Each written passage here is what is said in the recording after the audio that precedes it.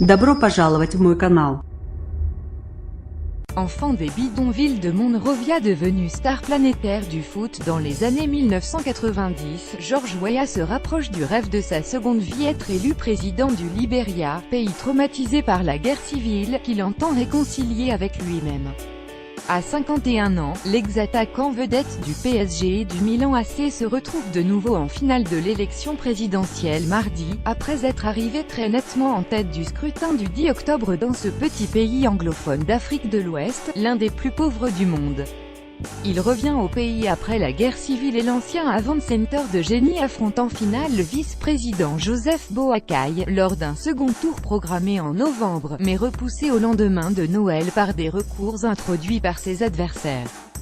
Seul Africain à avoir remporté le Ballon d'Or, en 1995, Weah était largement absent du pays pendant la guerre civile qui a fait quelques 250 000 morts entre 1989 et 2003. Entré en politique à la fin du conflit, il a été battu au second tour de la présidentielle de 2005 par Ellen Johnson Sirleaf, première femme élue chef d'État en Afrique, puis comme candidat à la vice-présidence en 2011. Son parti criera alors en vain à la fraude. Cette fois, alors que son adversaire Joseph Boakai multipliait les procédures pour dénoncer les fraudes et irrégularités ayant selon lui entaché le premier tour, Mr. George a appelé ses partisans à la patience et au calme. Et il a effectué samedi une démonstration de force en rassemblant des dizaines de milliers de partisans dans le plus grand stade du pays à Monrovia.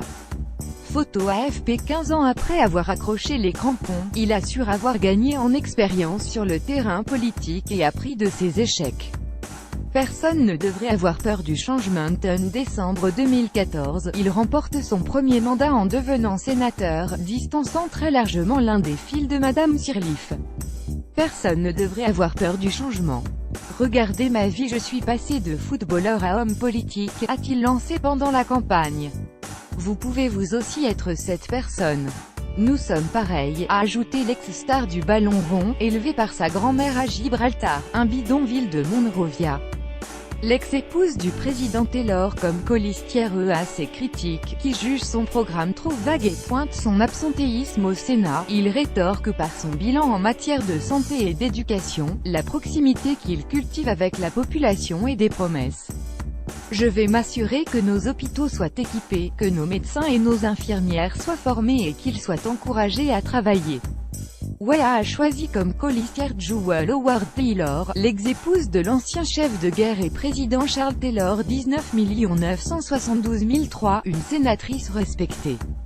Maison brûlée, prise d'otage, mais George Weah, tout en affirmant que tout le monde était l'ami de Charles Taylor, le répète, il n'entretient pas de contact avec l'ancien président, condamné en 2012 par la justice internationale à 50 ans de prison pour crimes contre l'humanité et crimes de guerre en Sierra Leone voisine.